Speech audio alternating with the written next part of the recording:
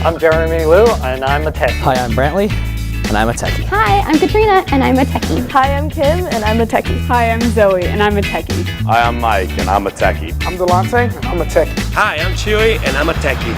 I'm Zenith, and I'm a techie. Hi, I'm Skylar Winfrey, and I'm a techie. Yay! Join us and become a techie at Purdue University.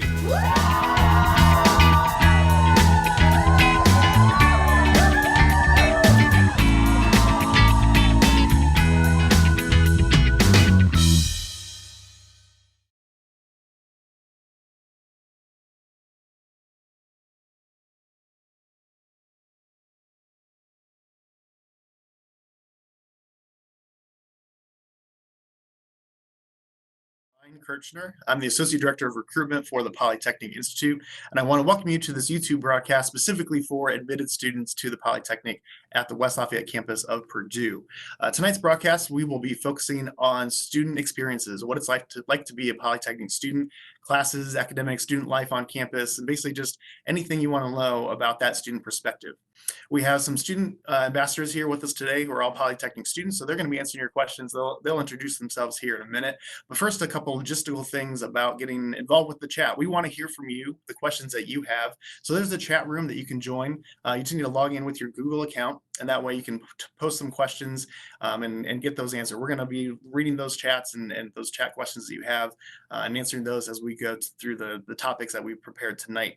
We also have a few of our student ambassadors in the chat room itself, so they're going to respond to those questions that they can answer for you as well. And if we don't get to your question tonight and you really want to ask us something, please feel free to email our techrecruit@purdue.edu email address. That's techrecruit@purdue.edu. We will respond to those as soon as we can. We got some questions earlier today that we're going to get to as well. But like I said, we have some topics already prepared. That way you can kind of hear from our students and what their experience is like in the Polytechnic and at Purdue. And with that, we'll go ahead and start with some introductions of our students who are joining us here on the panel, all remotely from their homes. So we'll start with Emani. Say hi, everyone. My name's Emmani Ellis. I'm from Lake Station, Indiana. It's Northwest Indiana. I am double majoring in mechatronics and robotics engineering technology with a minor in electrical engineering technology. All right. And then Erin. Oh, sorry. Hi, everybody. My name is Erin Cook. I am a junior majoring in animation and game development design with a minor in communication, and I am from Orland Park, Illinois. All right, thanks, Erin. And then Lindsay Drake. Hi, everyone. My name is Lindsay Drake. I'm from Algonquin, Illinois, which is a northwest suburb of Chicago. I'm majoring in organizational leadership and have a minor in human resource management. All right. And then our other Lindsay, Lindsey Harper. Hi, everybody. My name is Lindsay. I'm from Washington, D.C. I'm a junior majoring in computer and information technology with a minor in organizational leadership, and I'm happy to be here. All right, and then Orlando. Hi, y'all. I'm Orlando Hernande. I'm from Goshen, Indiana. I'm majoring in construction management technology. I'm also minoring in CGT, which is computer graphics technology. Excellent. We're waiting on one more of our ambassadors. He's running a little late, and he's in aviation. I think he's professional flight is his major. His name is Jacob Bartholome, so he'll join us here shortly, hopefully, and we'll be able to hear from him from that department as well. So we have all 6 of our academic departments represented from our student ambassadors here. And Orlando, let's go ahead and start with you. How did you find out about the Polytechnic, and how did you choose that major specifically? So I found out about the Polytechnic. So actually, I applied for engineering to Purdue first and civil engineering. And I was just unaware at the time. I knew I wanted to be in the construction industry myself. I just was unaware of what sector of construction I wanted to do. So I was like, maybe civil engineering. But then I also heard by some of my teachers from my high school who have been in the construction management program through the Polytechnic in Purdue. They told me about to check that out. So I checked it out and went through the websites. And the website was the first time on the Polytechnic website was the first time I saw the construction management program. So it really caught my eye, and I was looked into it more and really ended up pretty much just dropping civil engineering and going to construction management and applied for that and got in overall. All right, very cool. And then same question, Erin, you're doing a double major. So what made you decide to do two majors now? So I at first came in just in animation, and I just kind of thought that was what I was going to do. But then once I got here, I realized that it was really, really easy to pick up double majors, even triple majors. Yeah, like I started off in animation, and then all of the classes kind of like they all start with the same general like computer graphics classes before they all branch out. And each major only has like a handful of classes that are like different from each other. So then it's really easy just kind of like to not get overwhelmed by all the different classes. It's just really easy to do. So yeah, I went from at one point I was up to 3 different majors, and then I realized I was a little crazy. And so I dropped it down back to 2. It's super easy to be done. All right. And then Lindsay Drake, how did you fall in your major now? Yeah, so I also have switched my major. So I originally came in the user experience design program, also in the Polytechnic. Great program, have nothing but good things to say about it, but realized that it wasn't really for me, just because I realized that I kind of wanted to focus more on the human and business interactions than the more technical things that user experience design was doing. So switched over to organizational leadership so I could pursue a degree in organizational leadership, but then also go into hopefully management consulting after graduation. So it was just a better fit for me. And I found it through I found user experience design because Purdue is one of the only schools that has an undergraduate program for user experience design. And it's absolutely fantastic. And then I found organizational leadership because as a Polytechnic ambassador, I just kind of knew all of the different majors that the Polytechnic had. So. All right, very cool. I'm glad you found a better fit for you then, and easy to make that switch for you. And then Lindsey Harper, how did you fall into your major now? So for me, Purdue was actually my top choice of schools. And I remember when I was trying to figure out what major I wanted to apply to for all schools that I applied to, most of the schools that I applied to were in computer science, but I was applying computer science knowing that that wasn't really what I wanted to do. I knew I didn't want to be a software engineer, and that's what they're kind of grooming you to be. I knew I wanted to go into information technology, and I wanted to still be in that technical realm, but then I wanted to be able to tailor it to what I wanted to do post-college. And when I came to Purdue, I immediately knew that the only major I wanted to apply to was computer information technology. And then from there, after I was able to apply to it and after I got accepted, then I was able to add an organizational leadership minor to it and really tailor it to what I want to do after college. So that's why Purdue is on the top of my list for me. Yeah, same. Glad you were able to find that extra minor for yourself to kind of go into different areas that you want to focus in on. And then Amani, you mentioned you have a double major. How did you get into those majors? So when I was in high school, we took a trip to like Subaru, one of the car factories, and I saw the assembly line. I saw the robots were working on there, and it just really amazed me. And so I was doing my research to find colleges that were really good at the engineering field. And I came across Purdue, more specifically the Polytechnic, and I was reading in more so what mechatronics was, a mix of mechanical and electrical. And just looking at what that was, it was exactly what I had seen on the assembly line. And it was exactly what I wanted to do. So that's how I came across and fell into my major. All right, yeah. Very nice. Well, let's kind of go from there. We'll stick with you, Amani. And what kind of things that you saw at that Subaru plant, that tour? What are your classes and labs like that are doing the similar things? Are you seeing those same connections right now? What kind of talk us about how your classes and your labs are in your major? All right, so a lot of my classes are very collaborative. So you have lectures, but to pair with those lectures, you also have labs. And most of those labs, in all of those labs, actually, you'll always be working with others. And so what I saw in the Subaru plant was how do I say this? The robots in there, you see the finished product, but here at Purdue, since I'm just a freshman, I'm learning the C programming behind that. I'm learning all the fundamentals, working me up to get to that. So in my labs, in my classes, I'm learning the basics of how to going towards my goal to get to the robots that I've seen in the factory. Yeah, very cool. Good. You're getting that foundation level. It's kind of get prepared for that. And let's switch back over to Lindsay Harper. Kind of do the same thing. What's your classes and labs like? What are your projects like in your classes? So what I really like, and kind of going off of what Amani was saying, we, in addition to all of the lectures that we have, starting from first semester freshman year, you always have a lab component to go with the classes that are in your major. In addition to that, what I really like about the Polytechnic is that you take classes in all of the majors within your department. So I'm in the computer information technology department, and that's comprised of the general computer information technology major, cybersecurity, network engineering technology, and systems analysis and design.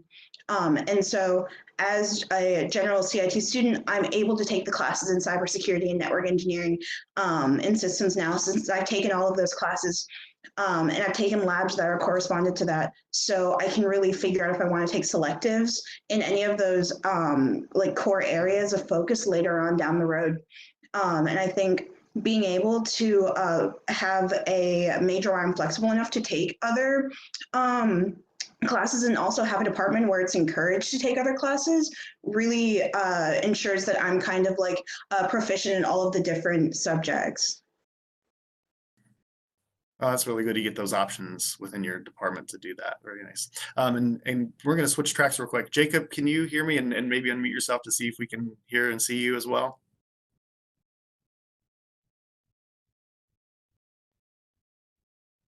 Okay, I'm going to take that as no, we can't right now. So we'll see if we can get that fixed in.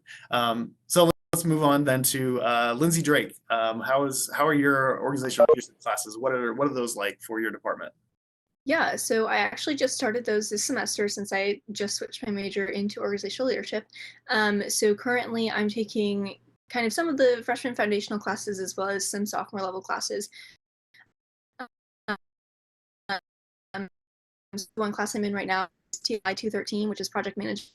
I work in a group of 6 students, and we go through the entire project management process. So we start from day one, figuring out what your project is, who all the stakeholders are, all of that, and then moving through all of the processes, budgets, all the different things that you have to do to then manage that project. So we don't actually do the project, if you will, but we're taking all the steps so that at the end of the class, we have what we're calling a binder, which has all of the information that if we were to have this project actually be completed, we could just give that binder to someone and they'd be able to complete the entire thing.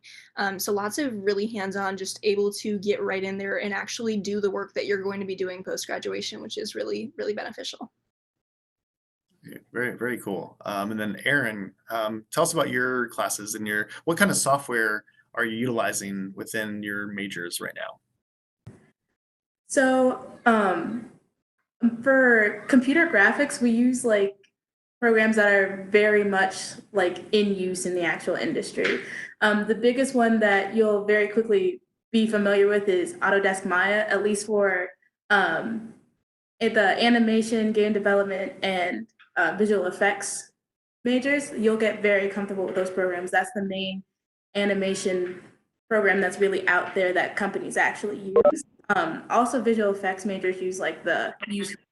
That's also really common to be used. And like, it's from kind of like your freshman year, like second semester, like you just kind of jump into it and they'll teach you the program as if you've never learned it before. So if you do have some like on your own experience, you might have messed around with Blender or something, they will teach you as if you know nothing. So then you learn everything on the same level. Everybody kind of gets the same type of information and you can build up from there.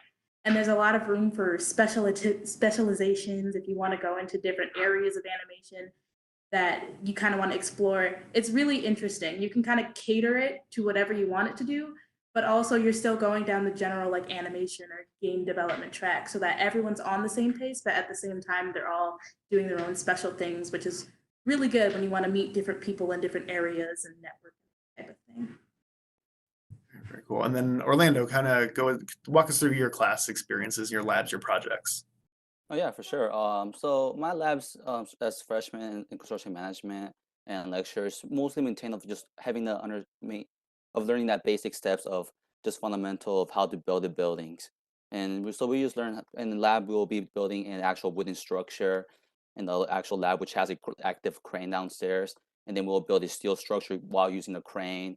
So just understanding how the building is put together.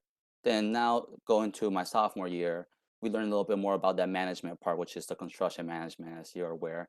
So we get to learn more about the aspect about just the business side of it. So we learn the financial, scheduling, estimating, and then learn how to just talk to subcontractors, architects, engineers, and then we just talk about a lot more about that business side of the aspect. And some of the elective classes we take would be such classes as computer graphics and technologies like AutoCAD, Revit, PIM, BIM, and then we also take some other classes such as leadership, classes such as TOI, team leadership, introduction, entrepreneurship classes, and then some financial and management classes, selectives, which all tie in really great. Yeah, nice. So I know we just spent a lot of time talking about what are classes typically like, and we've gotten a lot of questions already of what are classes like now that everything is online. So I just want to kind of address that. Obviously, we can't have you in the labs right now since nobody's here on campus. So what is the new environment like in your classes? And Orlando, we'll start with you, since obviously yours is a very hands-on major, building buildings, so you can't do that now. So what has the transition been like? What are you doing now to kind of still get that learning experience? No, that's very accurate, Ryan. It's very hands-on, and most of our thing is project-led. Our projects are during the semester. We have projects usually 4 projects that we work with teams of 4 people or more and have to do these projects together. But now our professors have, taken the task of trying to figure out how to figure out these new labs and lectures for us. And I would say they've done a pretty good job. So for labs, we've been doing mostly just like scheduling, estimating. So since we can't go to that project aspect of like working in teams that much, we also have like little mini projects, I would say, where we have to work on like estimating or scheduling the labs within our computers. So we're still getting the learning, which is very nice, but it's not the full-on collaborating with people. Sometimes we will, join a call with some of my other classmates, be like, hey, what are you doing with this? How are you going about it? But it's not meeting in person anymore, as you are aware.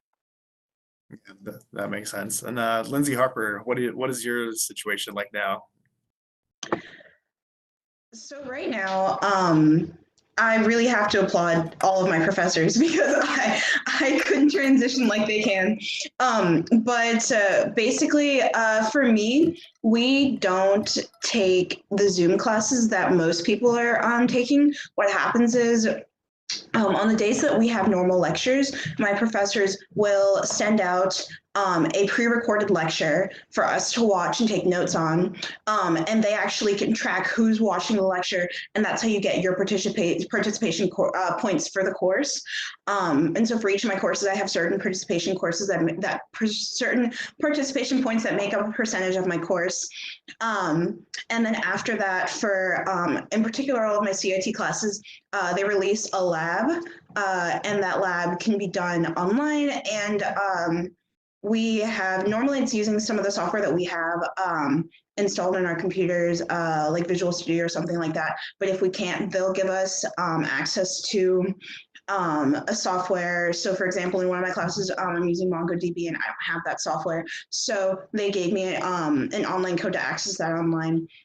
And then the labs are due 1 week from when they're given. And so that's pretty much the standard for all of my CIT classes. And I think that really works well because they're kind of like ensuring that we are, one, if there are any problems, that they get taken care of, but 2, they're ensuring that like our transition is smooth, and they're still giving us kind of like the same experience that we would have in college, where you have the lecture and you have that and you have to get it done in a certain time, but they're not being over strenuous on us. All right, well, it's good that they're making some adjustments, obviously, to this new situation that we're all in. And then, Erin, would you want to comment a little bit more about how things have transitioned for you as well? Sure. So basically, it was really similar to what Lindsay was saying. It's a lot of pre-recorded lectures these days instead of kind of live streaming. A lot of professors, they'll release their slides as PDFs on Blackboard or like kind of class manager. And then you kind of can go and like look at the slides, and then they usually upload it to like YouTube or onto the course page themselves. And you can just watch them down, put them on 2x speed, and they go by a lot faster. And so you're able, at least that's how they do the lecture components. They've been doing a lot more quizzes for participation. You just they just ask a couple questions just to make sure you actually watched it. In terms of bigger projects, for CGT, computer graphics technology, a lot of our programs, you can kind of get them just with student licenses, which is basically if you have like a college university affiliated email, you can get the program for a limited time for free just because you're a student. And so a lot of the programs that I've been using are available that way. So I already had them, but if you don't, for whatever reason, it's really not hard to get them. And if you don't have a like computer or anything that can support them or anything, then there's also the virtual like setup that you can work out with the university to be able to get like a virtual desktop setup. And then in terms of communication with professors, I don't know if many other people are doing this, but a lot of my professors have jumped on Discord, and now we have Discord channels with our professors. And so it's a little interesting, but it is working surprisingly well. We have different channels for different parts of the course, one for announcements, one for like assignments, and then one for like if you want feedback. And so it's kind of definitely atypical, but it's working pretty well. So it's not too bad. Yeah, good. Again, the adjustment to this whole situation is very new, obviously, and glad to see some different opportunities are being taken advantage of for the faculty to get connected, stay connected with the students. I'm gonna try one more time. Jacob, can you try to chat in with us and see if you're there? Yeah, can you hear me? Yeah, we can. Hey, there you are. How's it going? Why don't you go ahead and introduce yourself? What major were you from? That kind of thing. So I'm a 4th semester student in professional flight, and I'm from Muncie, Indiana, so not too far from Purdue, just about 2 hours east. And yeah, I think that's about it. Okay, so I'm gonna stick with you now, and we get some questions from our chat about professional flight. How are things working now? Obviously, you're not flying, I'm assuming, correct? Yeah. So unfortunately, due to all this, we're not allowed to fly. Out of the airport, they were trying to put together a pretty aggressive plan to try to get university and state, maybe, I'm not sure what levels they had to go through, approval to continue letting us fly, since it is one student and one instructor in the plane at a time. Unfortunately, that we're not allowed to do that until at least July, but come that time at the airport, they are going to be ready. As soon as they're told yes, they're ready to let us come back and start flying. And hopefully they're going to be able to get everybody from spring caught back up before fall starts, or maybe at the beginning of fall, so that fall doesn't get pushed back. Yeah, I mean, we're all hoping for that. And as of right now, just as a heads up for everybody watching, right now we are still planning on the fall semester being a normal fall semester. That decision, if needs to be changed, will certainly be communicated with all of you at home, or all of our admitted students, as soon as possible when that decision is made, if a change is going to happen.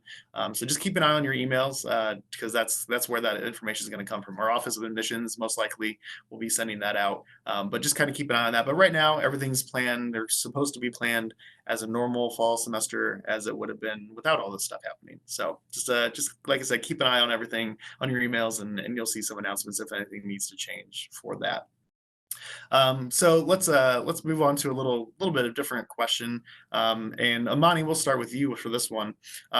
Tell us what it's like. You've gone through your freshman year and almost completed. And what is it like meeting with your academic advisor and registering for classes and talking about you have your double major. How does that fit into your plan of study and adjusting what you take in terms of your courses?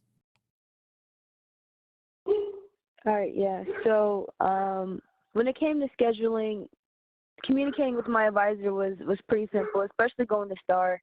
Unfortunately, you guys won't be able to go to STAR on campus, but when I went to STAR on campus, it was just a time set up. I went there, met with her. She went through the overview of what I had to take for the next 4 years. She gave me a paper. I got to keep it. I didn't know about double majoring until later on in the semester when the school got started and I started talking to other people and seeing what they were doing.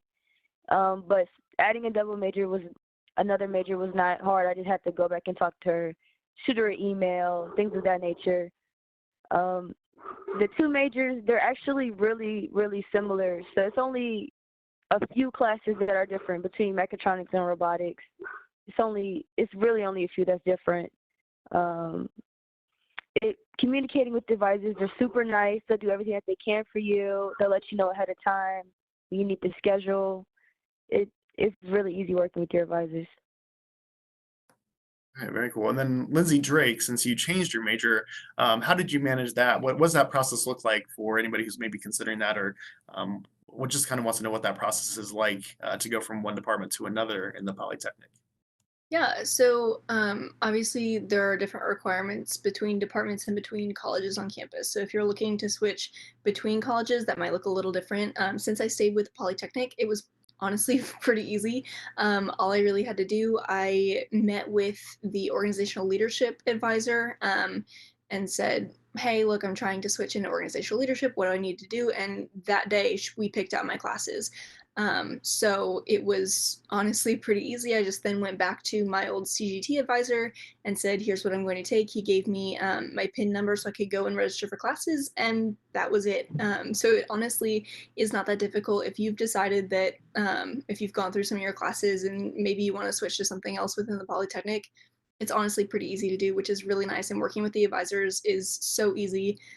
My current advisor is one of the nicest ladies I've ever met. She makes sure that I have everything that I need to do and to write down and all of that so that I can be as prepared as possible.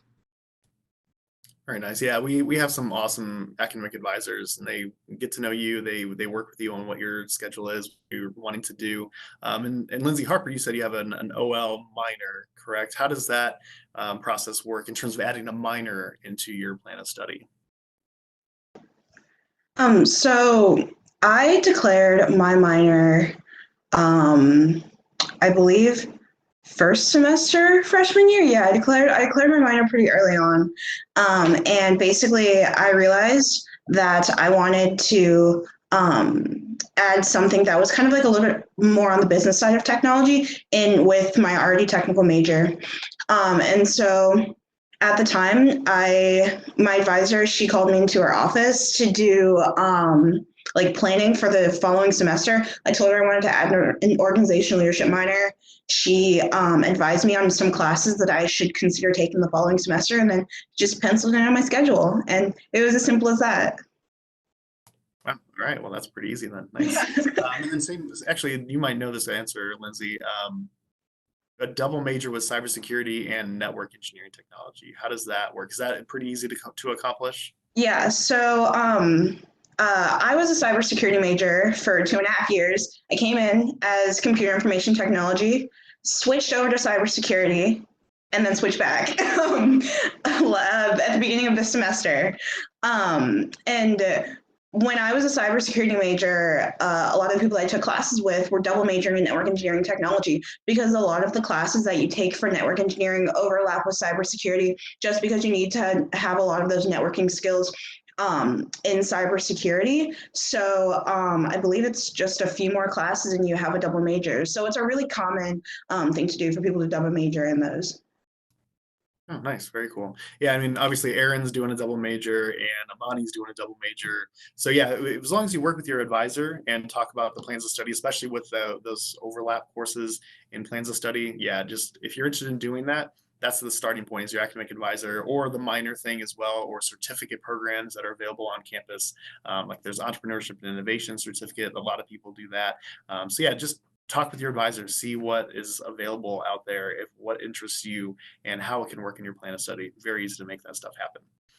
And then let's switch back to Erin, or actually, this is kind of a question. Just raise your hand because I can see you all here.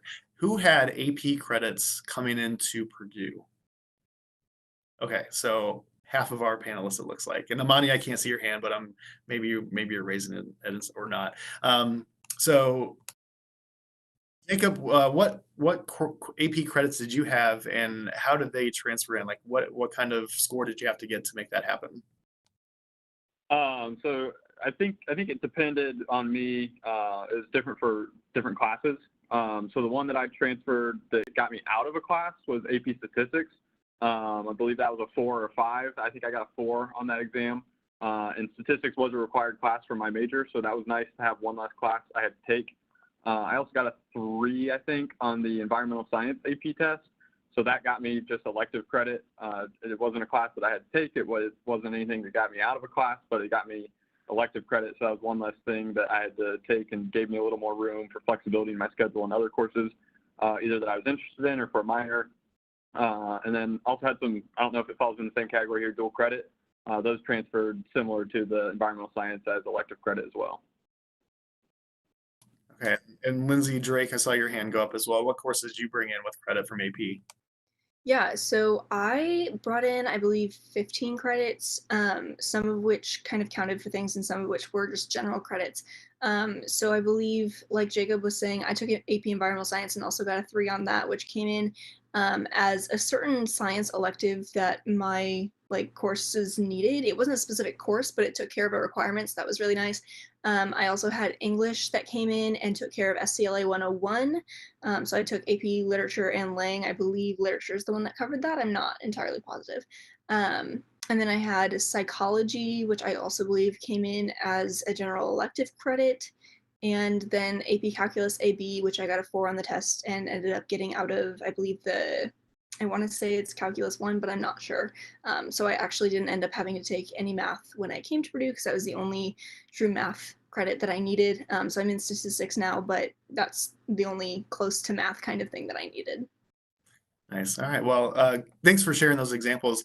For those who are wondering, there is a website through the Office of Admissions that runs through the entire AP credit list and what courses are covered and what score you need to get in terms of getting that credit here at Purdue. So really the simplest way is just Google Purdue AP credit, and it's going to be one of the first results on that search you do.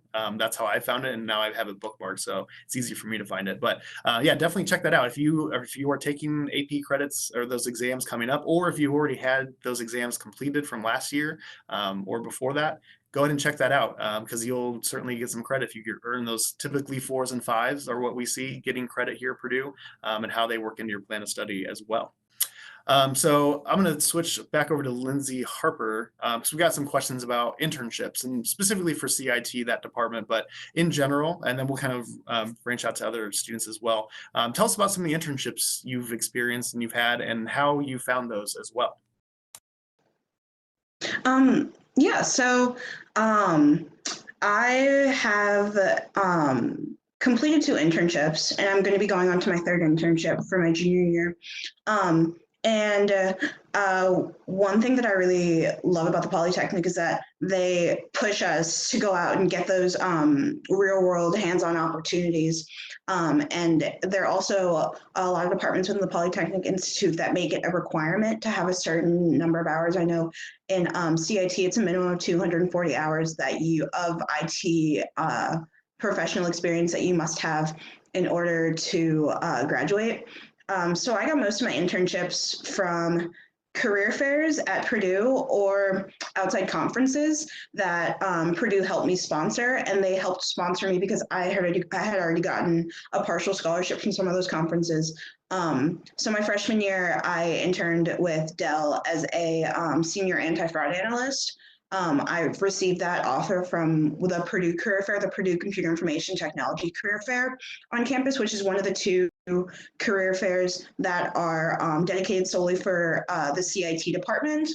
And then last year, I received an offer from Bank of America to go work for them in New York City as a global information security analyst. I received that from an outside conference. And then this year, I am going to be a technical program manager intern at Intel in a few weeks. Starting here in my house. It's very sad, but yeah, I received that from a conference that Purdue actually helped partially sponsor me because I reached out to them for help because I couldn't fund it myself, and they were really helpful with that. So yeah, The Polytechnic is really, really good about making sure that you get opportunities and then also helping you along the way. Nice, very cool. Amani, you, I think you have an internship coming up this summer. Do you want to tell us about that as well? Yeah. So I actually went to get my internship. They say freshmen. They don't usually get internships freshman year. That's what they say. But I say that you should always take your chance. So I took my chance and went to the industrial roundtable that Purdue hosts every year, where almost over 400 companies come. I found a local company called Southlake Automation. They focus on industrial automation, so they build the control panels and the robots that go into factories like Kimberly and Clark and on Subaru. So they're like the engineering solutions company. So I went and took my chance and talked to them, and I actually have an internship working for them this summer coming up. Yeah, I start in about 4 weeks, pending the whole COVID-19 situation calms down. Yeah. Well, I hope that works out. And anybody else with internships coming up this summer or past internships, go ahead and just raise your hand and I'll call on you. All right, Lindsay, what was your internship? Yeah, so last year I had an internship over the summer. I was still in user experience design, and I took an internship as a freshman at SDI Innovations, which is just about 10 minutes down the road from campus. And basically, it's a great starting internship for anyone in the CGT departments. So what the sub company that I worked for there was School Date Books. So we made the assignment notebooks that you see in elementary, middle, high schools, businesses, all sorts of those kind of things. And we'd be formatting different pages to make sure that all of the content was there and looked okay when the schools didn't want to format it themselves, which was a really cool opportunity to kind of get to know some Adobe software and get to know other people in the department. Very nice. And Jacob, I saw your hand kind of go maybe a little bit internship. Yeah, so I just wanted to throw in there, unfortunately, due to this situation with mine being, I got an internship at Delta Airlines, and unfortunately, to the situation we're in, it's no longer happening this summer. Hopefully, fall or next summer, I might be able to do something with them still. But I did want to mention it because it was through Purdue that I was able to get that. I wouldn't have known about that opportunity if it wasn't for the coordinator that sends out emails about she pulls information from everywhere and sends us every week new internship opportunities, job opportunities, and that's how I found out about that. Wouldn't have gotten the chance for that. And then everybody at Purdue that I was able to pull from to get me prepared for the different interviews I had to go through to get that. So it wasn't just me alone. It was through Purdue that I was able to get that. So I wanted to throw that in there. Yeah, definitely. There's a lot of good resources and opportunities to get connected across the entire university, specifically the Polytechnic as well. I just want to mention we have a Polytechnic-wide career fair every February. So all of our departments and companies related to our fields are represented there. Individual departments host their own career fairs as well. And Orlando, I'm going to come to you here in a minute, but construction management has 2 career fairs. Aviation technology has 2 as well, or computer information technology, I believe, has a couple. And I'm going to get to Orlando because I just want to hear about your internships, and then I'm going to turn it back to Lindsay Harper to ask a specific question about who's at our career fairs specific to some government agencies. But there's the Center for Career Opportunities that has career fairs and resources. They'll do mock interviews. They work with you on your resume. They'll kind of help you with that whole process of applying and interviewing. So yeah, there's industry connections to our faculty and advisors. So yeah, you're not going to find a shortage of ways to get those opportunities out there. So Orlando, I know you've had a couple internships. You want to share a little bit about that and where you were for those as well? Yeah, I guess I'll just go off base the beginning. So before I even came to Purdue, I actually had an internship before my freshman year, and that was just through networking I had in my local area. So I got to work commercial construction and got to work on some high-end luxury apartments in my local area. But then actually once being at Purdue, as you said, I kind of want to retouch on the resources part you touched on. The resources at Purdue is abundant amount. Like there's an astounding amount of resources that you can use, to faculty, to just the CCO, the Career Center of Opportunities, how they helped me build my resume up. Were very professional and helped me rewrite my resume multiple times. So I got to go to career fairs, as you said. We have 2, once in the fall and one in the spring. I went to the first one, got 5 interviews, nothing fell through, but went through the second one in springtime. That's my freshman year. I got 10 interviews. and I got 4 offers. So I ended up going to San Francisco that summer, and I went to San Francisco for 3 months and got to work with a company out there who did commercial construction. So got to see some small industrial projects, from digesters to working at the second biggest skyscraper to be built in San Francisco. So that was really cool. They were on I think we were I got to stand on the 68th floor, which was really cool, looking over San Francisco and seeing the hills. So that was a beautiful time. And the company was very helpful in helping me finance my relocation, paying my apartment, transportation, and then my actual weekly wage. And then coming back to Purdue, I got an offer to go back with them, but I went to a career fair to give myself opportunities to see what I really wanted to try out. So I ended up wanting to try a different company out this time, just because I just wanted to go to a different sector of construction. So I ended up going to a healthcare sector, and this summer I will be working in Chicago with this company called Michelin Construction, who works on hospitals. And right now they're actually really busy, so I might even be starting my internship a little bit early on from the office aspect, not working on the projects right now, because they don't want to risk their interns, because a lot of the clinics down there in Illinois are being transferred into air ventilated rooms for what's going on right at the moment. But yeah. Wow, it sounds like some really cool opportunities for sure. And then Lindsay, we had a question, and maybe you might be able to answer this, is do we see federal agencies like the CIA, FBI, NSA that attend our career fairs for students, maybe more geared towards the cybersecurity area, or your department in general? Yeah, definitely. I have seen the NSA at our CIT career fairs. I've seen the CIA as well. I have not seen FBI, but there was one career fair I missed, so they might have been at that one. And also we have big career fairs that are for Purdue students in general, like Industrial Roundtable. And so a lot of the government agencies may go to those as well. And also a lot of people are getting internship opportunities with government agencies through emails that are being sent out to them. So I have a friend who interned last summer with Department of Defense I think she was down in Quantico, Virginia. And that was because she received a notification through one of the email servers. So. And then Erin, you're in the CGT department. What kind of internships do you see students go into? We got a question from an email earlier about animation. What kind of internships do you see from that major specifically? So for animation and game development and visual effects, you can kind of lump them in the same one, since they're all entertainment based. But the internships are definitely out there, but I'm going to be honest, they can be a little bit competitive to get at times. It's because there's just a lot of different people going for it. And so sometimes you have to kind of find different ways to go about getting your internships. And so for me, what worked decently well was going to external conferences. I went to the Grace Hopper conference, and I had the opportunity to network with some really cool people, some really good people in industry. Some of the contacts that I made with them didn't completely fall through, but I think just the practice is still there. It's good to have. I feel like a lot of students have found success in staying locally at Purdue in that area. Personally, my internship that I was working on during this semester was with one of the professors on campus. And so he kind of set up his own company and was working alongside a startup, and we were kind of working to get that up and running, and because it was a simulation that we were working on.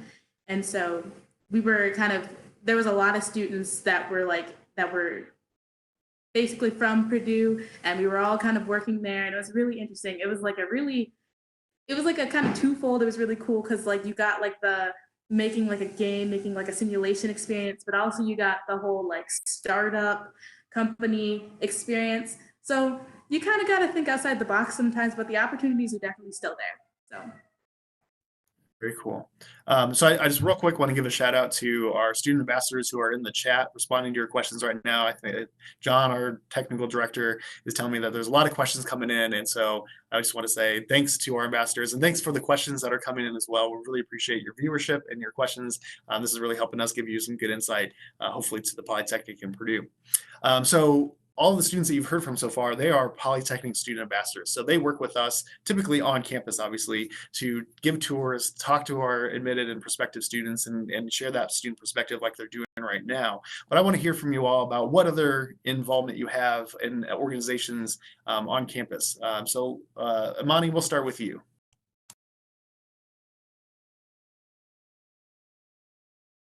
Sorry about that. So some of the organizations that I'm in on campus, I'm in Women in Technology. I'm also in AMET, which is All Majors Engineering Technology. I'm also in Boiler Tracks, which is kind of like a minority recruitment club. Then I am in Polytechnic Ambassadors. And I want to get into like horticulture, like gardening club next year. I kind of want to try something different next year. So, but that's just something I want to try new. Yeah. All right, so a variety of different options to get involved, and just as I should have started with this, but we have about 1,000 clubs and organizations here at Purdue, so there's a lot of opportunities to get involved. Obviously, outside of the classroom, we always recommend trying to get involved within a couple organizations, one that's maybe related to your academic major, and then one that's more social, more fun, just kind of give you that time to de-stress and kind of get involved with meeting other people around campus. So Orlando, what other organizations are you involved in? Yeah, myself, I'm also involved in Latino Student Union. That's just like kind of a Latino students, right? We set up events for the LCC, Latino Cultural Center, to have, free foods. We'll have like tamales, pozole, make that for free for the students to come and eat. We'll have study sessions in the actual cultural center there, the house we have. Then we'll do like dancing and show them cultural dances we have. And then I'm also part of Run Club. I might be dropping that this year, but I was doing that for the track and field portion during the spring semester, and that was always really fun for me. I like to run hurdles, so that was just kind of my de-stressor right there. Have fun there with my friends. I'm also part of a residential hall club for Purdue Village, which is called Squirrel Club. It's not just watching squirrels, I promise. But it's so that club, we just set up events for all the residents in Purdue Village. So we got to go on ski trips. We were going to go to Chicago, but that happened around the time that coronavirus was, occurring. So we did not plan that trip. We canceled that trip. But we had a lot of cool events with that, bonfire, cookouts for the residents there. So that was a fun time. And then also part of a National Association of Home Builders, or NHAB. And that's just a competition team that I'm part of, where we go out to Vegas, and I think next year we'll be going out to Florida, Orlando, my city, and then we'll be doing a competition there about project bids, and it's an actual project that's occurring like real life project occurring in 40 to 50 universities. I believe it was like 45 universities from all around the world went to Vegas this past January, and they just presented their bid to these actual construction companies, executives, and they just gave us feedback on what we did.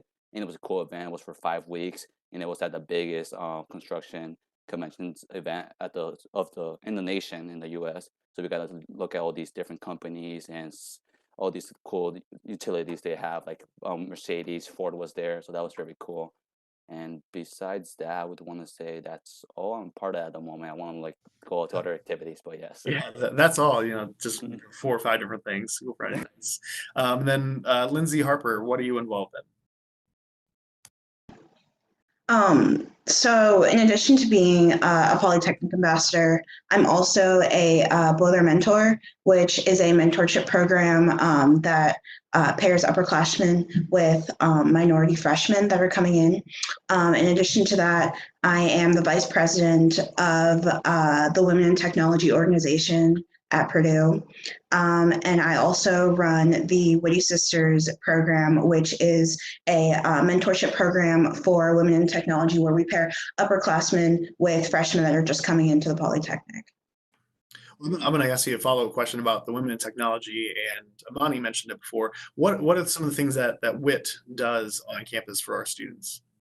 Oh gosh, we do a lot. So Women in Technology is kind of like it's grown a lot more. There is the Women in Technology organization, which is the club on campus, which you have to pay $10 a semester to become a member, and anybody can become a member of that club. There is the Witty Sisters aspect, which is the mentorship program, and that's free for everybody that wants to join, and you can apply to be a mentor or a mentee. And then there is the Women in Technology class, which is run by Miss Tony. And so that is a first semester seminar for freshman women. And then there is the Women in Technology Learning Community, which is the living learning community. So I'm saying all that to say that you can be a part of one aspect of Women in Technology, or you can be a part of all of them. So you really have different options to like kind of pick and choose what you want to get involved in Women in Technology, and I would highly recommend it. It shaped my life, it changed it drastically, and I love all aspects of that organization. So I'm assuming then, did you participate in the WIT learning community as well? Yes, I did. Can you tell us about that experience? And we're going to kind of transition from that to other learning. If anybody else has participated in the learning community as well, just kind of share your experiences. So I was in the Women in Technology Learning Community my freshman year, but because my housing was a little funky, I wasn't able to live in the community that they were in. However, they did a really, really great job of making sure that I was incorporated. I was in their floor group chats. I was on their floor every night. I was at their floor meetings and everything like that, doing like all of the events. In the Women in Technology Learning Community, you live together. This year they're going to be in Meredith South, which I'm really jealous of because it's a new dorm that was being built. Last time I was on campus, it was still being built. So it's like brand new. And so if you're in that community, you live on a floor together. And then you also, everybody on that floor participates in a first semester seminar, which is the Women in Technology class. So through that class, you have industry leaders come in and they talk about their experiences as being a woman and a minority within the industry that they're in. So we had people that were in different computer graphics, animation. We had pilots that were coming in, people who were CEOs, software engineers. It was just a wide mix of people of women that were coming in and talking to us, and it was really inspiring. And then outside, some of the activities that I remember doing were combined with the Women in Technology Club, but we went to Exploration Acres, which is a corn maze. We had a Bob Ross painting night, which was really fun. We went to the Wolf Park. We went to shows and different plays. So, and everything was free. So it was a really great way to get to know other people on my floor and also get to know other people that were in the organization. That's really good. Yeah, you mentioned a lot of different things that WIT does in a lot of different capacities. So yeah, we're trying to make sure we support all of our students, and certainly, women I think makes up about 20% of our student population and our enrollment in the Polytechnic. So we're trying to grow that number, and opportunities like WIT really help, I think, keep our female students here and successful. Absolutely. Any other participants in learning communities? Go and raise your hand so I can. Erin, were you involved with what learning community? I was in a learning community. Oh, I don't remember the name. It was like culture, creativity, and literature or something like that. It was basically like a mix with some people from the College of Liberal Arts and then some people from computer graphics technology. And we kind of came together and talked about how like kind of like English and like literature and all that can like blend together with like computer graphics. I don't know if this learning community still exists, which is why I was kind of like on the fence about it. But yeah, it was a really fun time. We didn't exactly live together. It was kind of co-ed, so I don't know how that would have worked out. But we were co-ed and like we took classes together. Like for me, it ended up manifesting that I would take my entry level like English classes, like I guess it's SCLA or something. Basically the entry level English courses I would take my learning community. And then when I would go off to take my CGT courses, I would take it with the CGT people, the computer graphics people that were in that learning community. And then outside of that, we would meet and we'd kind of like go out for dinner. Like we went to Nine Irish a couple times, which is like this kind of like Irish pub near Purdue. We also had like a couple game nights where we would like our kind of the teacher in charge of one of our classes, she would like bring her PlayStation and we play like Spider-Man for like 2 hours. And so it was just kind of like same type of vibe where it's like you kind of meet these people in your learning community, you get to know them really well, and they get to be really close friends. And a couple of them I still do talk to. I haven't lately because of reasons, but yeah, I still stay in contact with a lot of those people. So it's a really good time if you can find one that fits what you want to be learning about in the community. Yeah, I just want to mention in terms of learning communities in general, the priority deadline for applications is tomorrow. And in order to complete that application, you also need to submit your housing contract. So that does require that you accept your offer of admissions, pay your deposit, and then you get access to that portal, I think 48 hours. So hopefully you would have done that acceptance before today. You might still be able to, you can still apply for learning communities after the 15th tomorrow. And I think you have until June 5th for that application. Just keep in mind that you may not have as good of a chance to get involved in that learning or admitted to that learning community after tomorrow's deadline, but certainly still apply. We don't want to discourage you.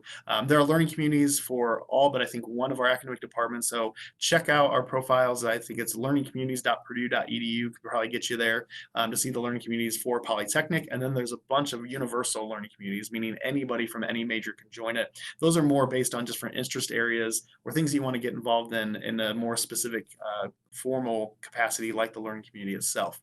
We did have one question about learning communities and why are off-campus students not allowed to be part of learning communities, and that is because of the funding model that we have. So learning communities are funded through our university residences here at Purdue. So we want our students to live in the space, take the classes, and get involved in those activities. And so that will be part of that is living on the residence hall to have that connection and part of that funding model that we have. So definitely get involved if you can, if you're planning on living on campus. It's definitely a good experience to join those learning communities, take those classes, build that connection with those other students and those faculty and instructors right away during that first semester.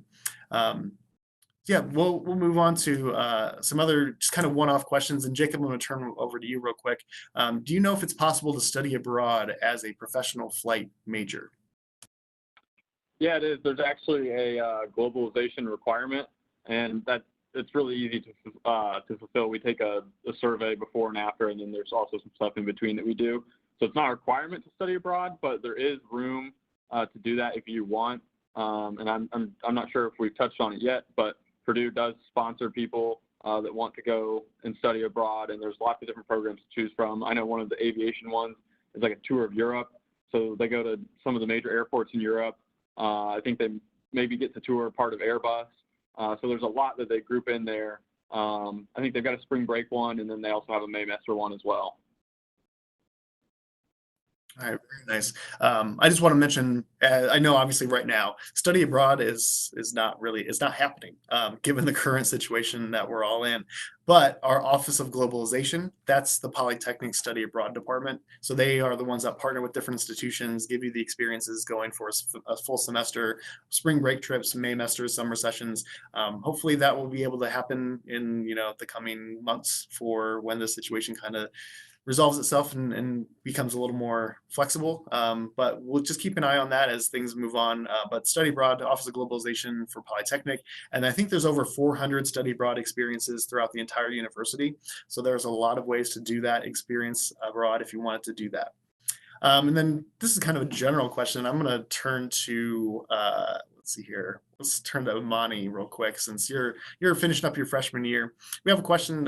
Just is it hard to keep grades up, A's and B's? How does that work? What kind of time do you spend outside of the classroom to make sure you're maintaining those grades? It's really not that hard to maintain your grades. It all comes down to time maintenance. So in your schedule, you have classes, but your classes aren't going to be like in high school, a block schedule or a consistent schedule from like 7 to 3. You'll have breaks in between. So my suggestion is that throughout the day, you do work while you can, while you're out and about throughout the day. And when you get back, do some work. But there's definitely time for free time. You actually have a lot of free time. as long as you maintain and do what you need to do, when you have available time, like don't waste any time in college. Like in gaps in between, yes, you have to eat, yes, rest, but do work, stay on top of it, work with groups. It's totally possible to maintain A's and B's in college. It's totally possible. I have friends that, as a freshman, they maintained a 4.0. I'm not saying it was easy, but they definitely did it. They maximized their time, worked whenever they could. They weren't afraid to call people and ask how to do this, work in groups. Yeah, it's possible. All right. Thank you for that feedback. And then Lindsay Drake, would you mind commenting on, and I'll kind of move this question to everybody, what a kind of interaction and feedback responsiveness do you have with your faculty members? Like how do you work with them outside of the classroom situation? Yeah, for sure. It definitely depends on the class and the way it's structured. But I would say that all of my professors are accessible when it comes down to it. Back when I was in user experience design, that's definitely a smaller community of people. So when you're in your learning studio class, which you have to take every semester, that's just you and your cohort, the people that are in your grade as well, and your professor. Your professor is super accessible in that situation. You can communicate over Slack and that kind of stuff. There's a lot of different methods of communication that professors will use. Now that I'm in organizational leadership, I've had all sorts of kind of different ways of connecting with my professors, especially with this current situation. So like for my 213 class that I was talking about earlier, we have been setting up like WebEx meetings with my professor because it's a group project. So it would be my group and my professor. So there's definitely a bunch of different ways to reach out to your professors, and they're always willing to help, especially them and the TAs. Between both professors and TAs, you're always guaranteed to have some sort of a resource. All right, very nice. And then Orlando, could you share about your faculty members in your department, please? Yeah, of course. I would say for me, I'm kind of got used to this. It's kind of funny. Since the beginning, my faculty have always been very good at just communicating with us, not in person, but through phone calls, messages. They have actually given us their personal phone numbers, just because I'm assuming a smaller course, not many students in it.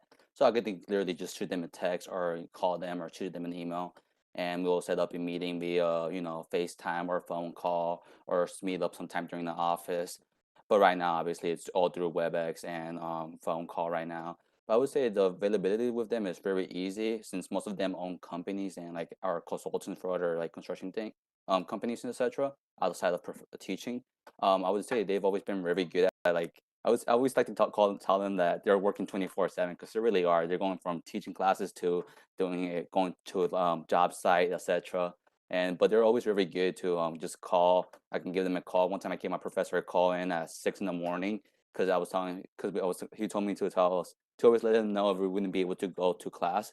So he said shooting him a message or calling him would be fine. He was already up by 5:30, and he called me. He was like, "Why are you calling me right now this early?" I'm like, "Just kidding, I'm up already." I'm like, "Oh, okay." I was telling you I'm going to be late to class. But no, they've been very understandable and always working with us to make sure that we're, getting everything we need.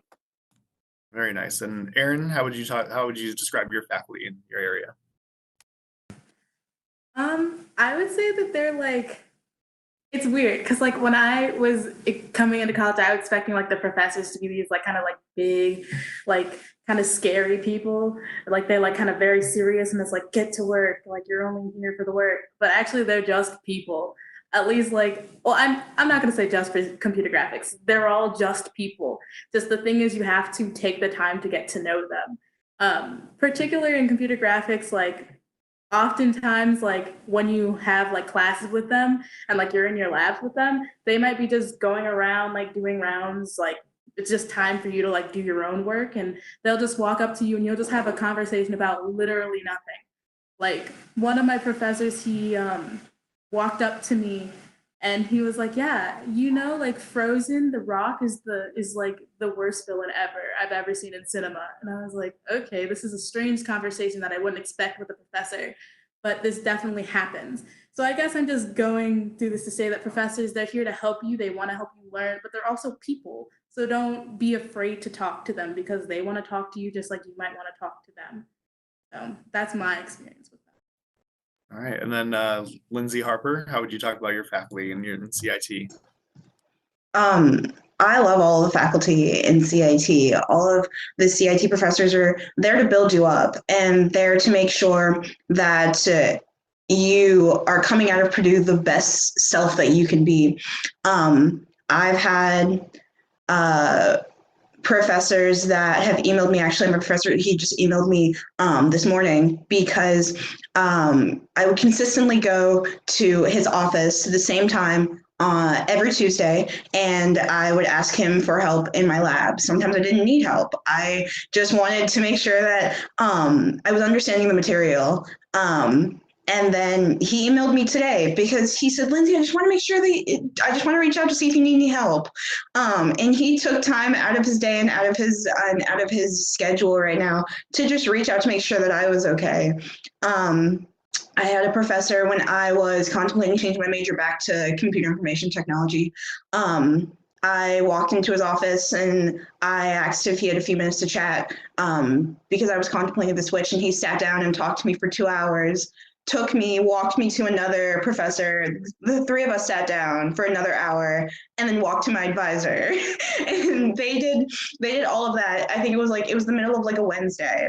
And they had nothing was more important to them than making sure that I was okay and making sure that I was making the right decision. So they really make sure that they're there for you.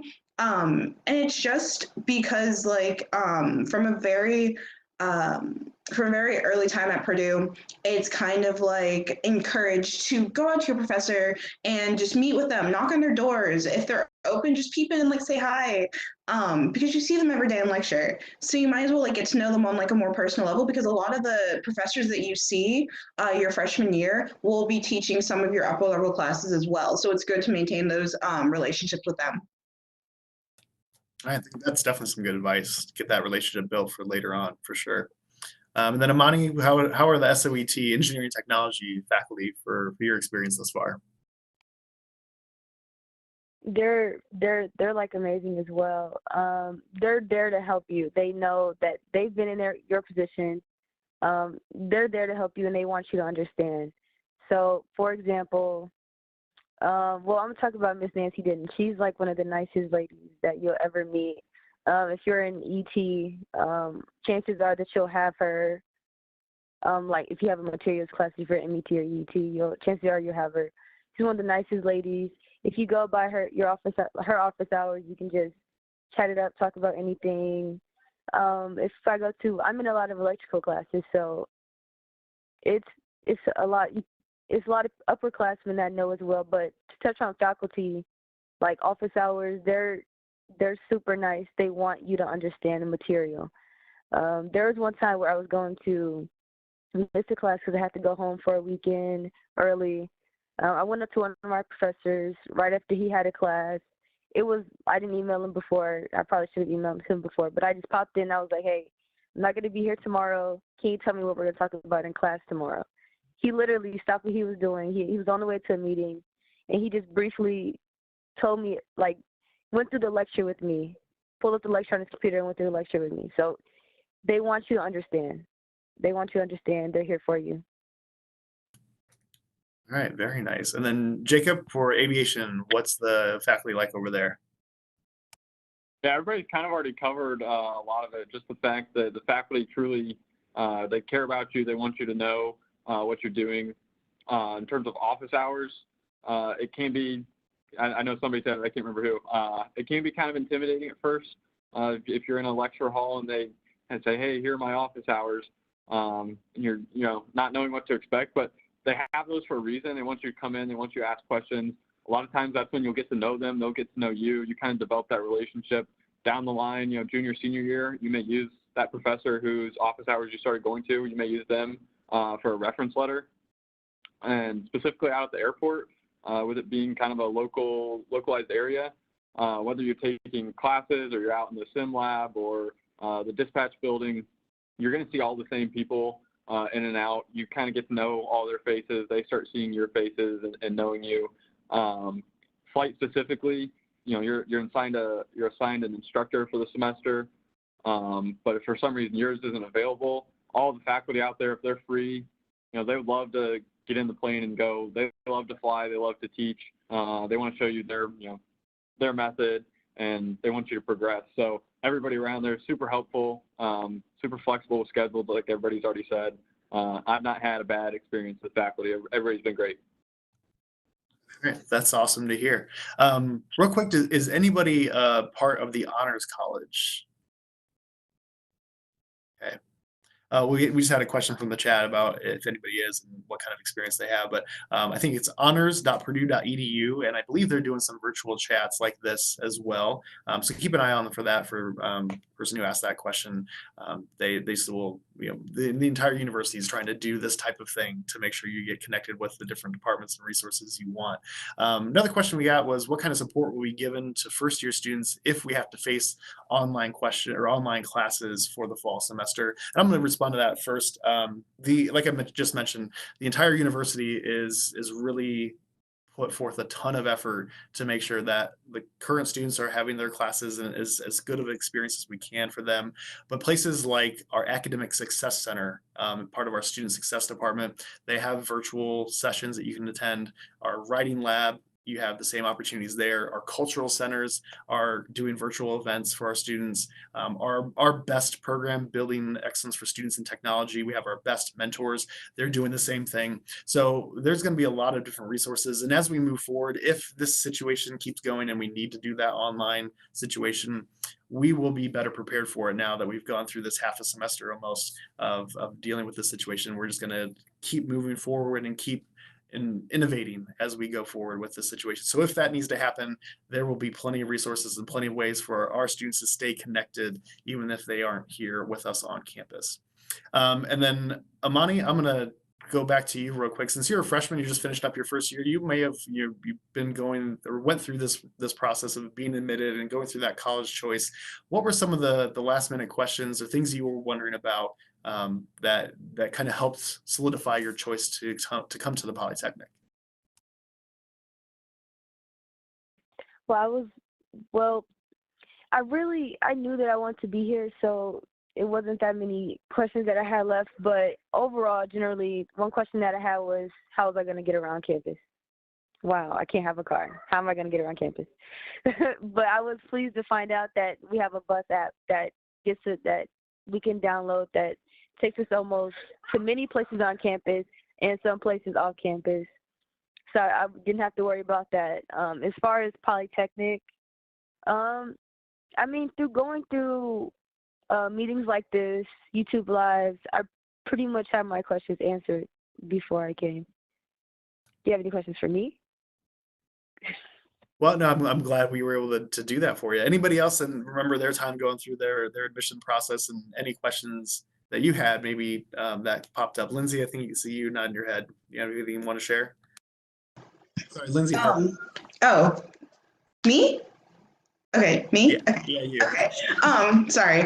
I had two questions. One, I had the same question that Amani had. One, how was I going to find my classes? And two, how was I going to get around campus? Going off what Amani said, I don't know anybody that lives on campus that drives to class. There is no reason to do it. You walk, you ripstick, you bike, you skateboard, you scooter, rollerblade, you get to class. And so that was one thing. And then the other thing was I didn't know how I was going to be able to find my classes on the first day. Because all my classes are spread out in all these different buildings, especially because general education classes are not in the Polytechnic Institute. They're normally elsewhere. I'm not gonna lie, I Google mapped it for like the first week. I had my phone, but I had it discreetly because I wanted to make sure that no one knew I was a freshman. Also, I stopped and I asked people where this building was or where this building was, and other Purdue students are really surprisingly eager to help you. They want to make sure that you know where you're going because they were a freshman just like you were, so they understand the struggles. And then the other question that I had was, how was I going to adjust being an out-of-state student? I come from a big city, and I was going to Indiana, my first time in Indiana, and I was going to be there, and I didn't know how I was going to adjust small things. I didn't know how I was going to go to the doctor or the dentist, or if I needed to get groceries, because for some reason I thought I needed groceries as a freshman. I did not. I lived on the dorms. But small things like that.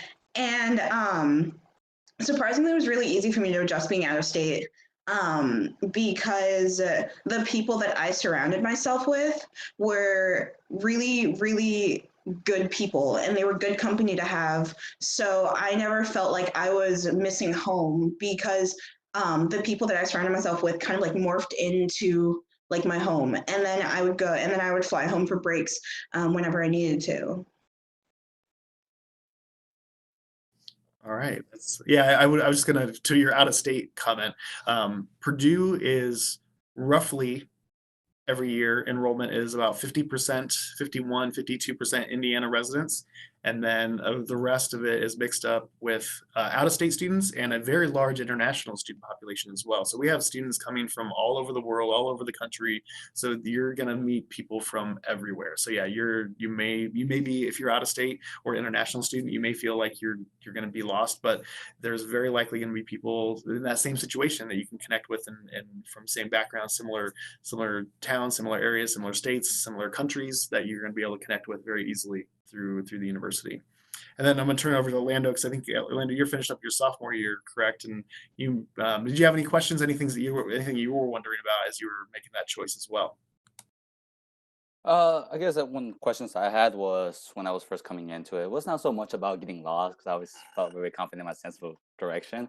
It was so more about just the aspect of how we get involved in college, because that was one thing I was very involved in high school, so I wanted to continue that involvement. So I was just more nervous, if anything, of going out to these call outs that we had in the beginning of the semester for different clubs and activities, and trying to get to those activities and then trying to make friends through that, because there's always that that first meeting is always awkward, because not many people talk, and they talk, this is usually the basic stuff like, oh, what's your name, where you're from, what's your major.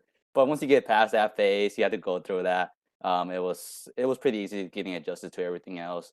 But most of that other questions were answered during STAR, through my faculty advisors and some professors I was in contact with before attending Purdue. So I felt like I was pretty set up for Purdue, besides just the nervous part behind it.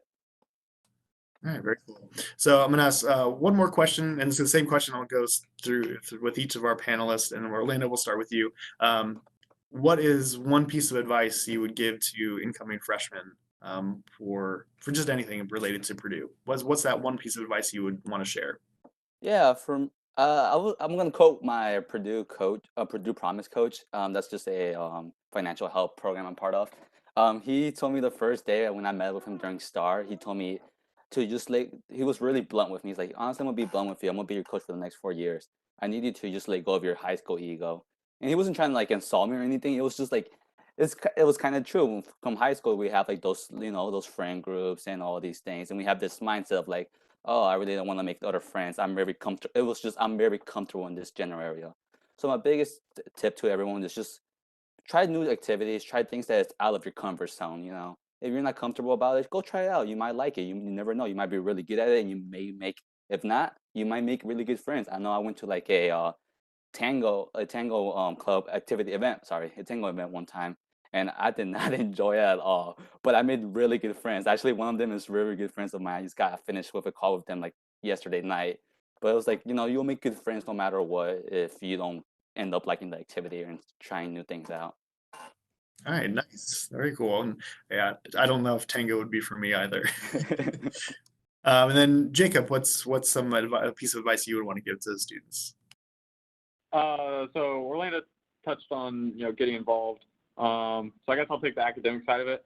I would say find what works best for you early on. So for me, like having stuff laid out in the syllabus ahead of time for the semester, that was new to me. So in high school, I kind of just homework for the night would kind of just be in my head, and I didn't really have to think about much further out.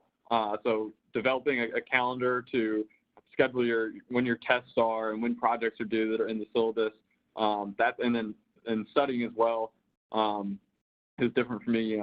Studying in high school was kind of quick, and luckily, unfortunately, I guess maybe I wasn't much of a studier in high school, so coming to college, that was a change for me.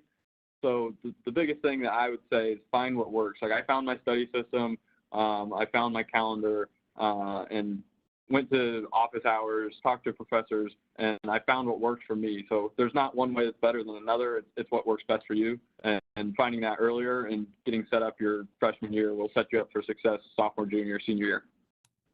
All right, very cool. And then Lindsay Harper, what's your piece of advice? My piece of advice is during that first week of freshman year, when you're starting to come to all of your classes and things like that, most of the classes that you're going to be taking with other freshmen, whether that's entry-level classes in your major or freshman level gen eds or something like that. So most of the people that are in your classes are going to be just as nervous about coming to college as you are. They might not have friends yet. They probably don't have any friends in that class.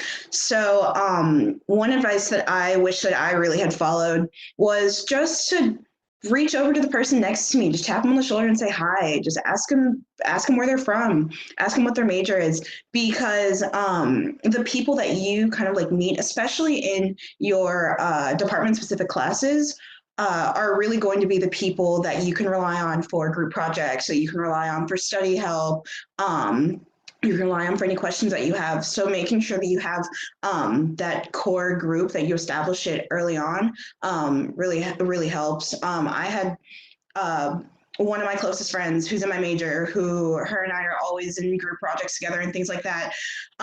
She met me because she stood up in a CIT meeting for out-of-state students and yelled at me.